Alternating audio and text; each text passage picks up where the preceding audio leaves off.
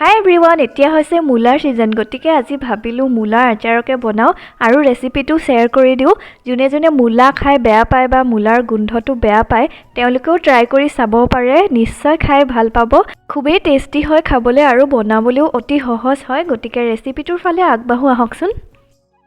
আচাৰখিনিৰ কাৰণে লৈ লৈছোঁ মুলাখিনি কুমলীয়া হ'লে ভাল হয়, বুঢ়া হ'লে তিতা যেন লাগে খাবলৈ।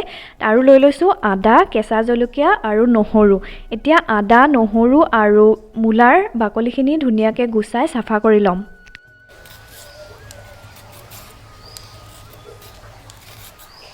বাকলিখিনি গুচাই হৈ গ'ল। এতিয়া ধুনীয়াকৈ ধুই লৈছোঁ গোটেইখিনি।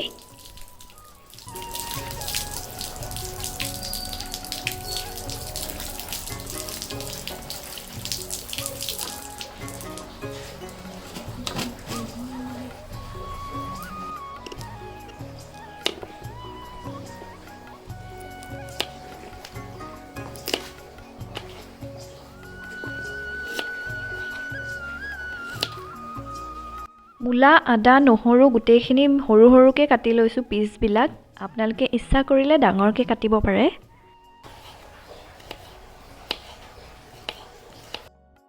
আদা, নহৰু আৰু জলকীয়াখিনিও একেধৰণেই কাটি ল'ম।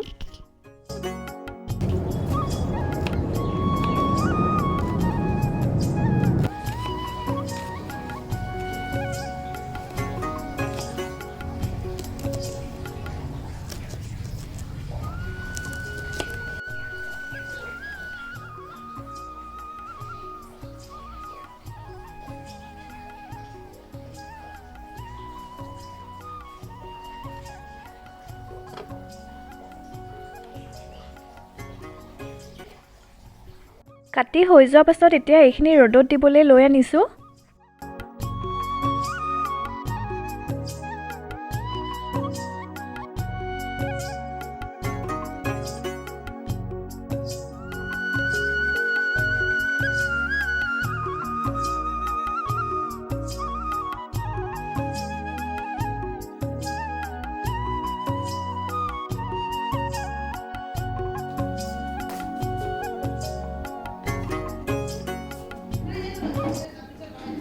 এতিয়া ডলা এখনত চফা কাপোৰ এখন পাৰি লৈছোঁ। তাৰ ওপৰত বস্তুখিনি মেলি দিম।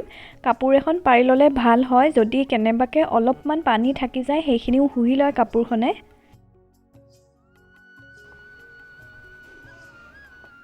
এতিয়া এইখিনি গোটেই দিনটোৰ কাৰণে ৰ'দত মেলি থৈ দিম। এদিন ৰ'দত দিলেই হ'ব, কাৰণ মই ইয়াৰ চাইজটো সৰুকৈ ৰাখিছোঁ আৰু দিনৰ সোনকালৰ পৰাই ৰ'দত দিয়া হৈছে।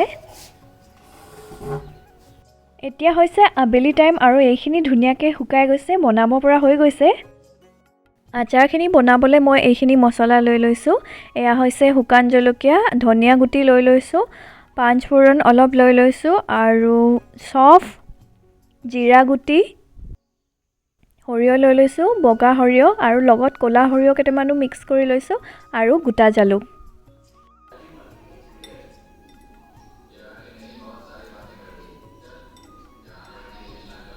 এতিয়া কেৰাহী এখনত মছলাখিনি ভাজি ল'ম ফ্লেমটো ল' কৰি, যেতিয়ালৈকে মছলাখিনিৰ পৰা ধুনীয়া গোন্ধ এটা ওলাই নাযায়।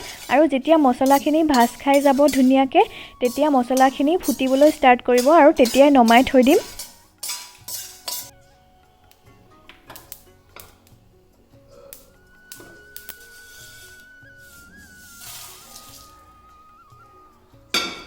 মছলাখিনি ঠাণ্ডা হ'বলৈ দিম, তাৰ পাছত পিচি ল'ম। খুন্দনত খুন্দিব পাৰিলে বেছি ভাল হয়, কিন্তু গ্ৰাইণ্ড কৰিলেও বেছি মিহি নকৰোঁ, দৰদৰা চাকৈ থাকিব দিম। এতিয়া কেৰাহী এখনত মিঠাতেল গৰম কৰি ল'ম। তেলখিনি বহুত বেছি গৰম হ'বলৈও নিদিওঁ, নহ'লে চব্জি নিচিনা হ'ব আৰু একেবাৰে কেঁচাকৈও নথওঁ, নহ'লে কেঁচা কেঁচা গোন্ধাব। 60% মান গৰম কৰি ল'ম। তাৰ পাছত ইয়াত মূলা, আদা, নহৰু আৰু জলকীয়াখিনি দি দিছোঁ।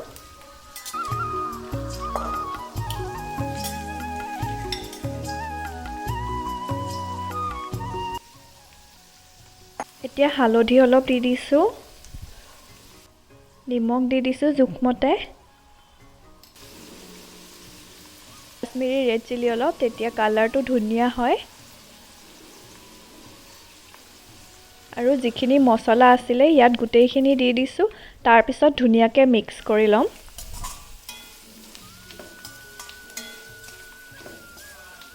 গোটেইখিনি ধুনীয়াকৈ মিক্স হৈ গ'ল তাৰ পাছত ইয়াত দি দিম অলপ ক'লা নিমখ তাৰ পিছত মিক্স কৰি ল'ম আৰু এইখিনি ঠাণ্ডা হ'বলৈ দিম আচাৰখিনি ঠাণ্ডা হৈ যোৱাৰ পাছত ইয়াত এতিয়া ভিনেগাৰ দিম ভিনেগাৰ বেছিকৈ নিদিওঁ 1 চামুচে দিম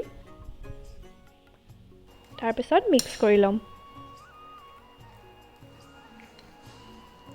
আচাৰখিনি গ্লাছৰ জাৰ এটাত ভৰাই ল'ম আৰু এইখিনি 2-3 দিনমান ৰ'দত দিলে খাব পৰা হৈ যাব আৰু যেতিয়া ৰ'দত দিয়া হ'ব তেতিয়া লিডটো ফুল টাইটকৈ লগাই নিদিব হাফকৈ ৰাখিলে ভাল হয় আৰু মোৰ আজিৰ ভিডিঅ'টো কেনেকুৱা পালে জনাব আৰু যদি ভাল লাগিলে তেতিয়া চেনেলটো ছাবস্ক্ৰাইব কৰি দিব আজিলৈ আহিছোঁ বাই বাই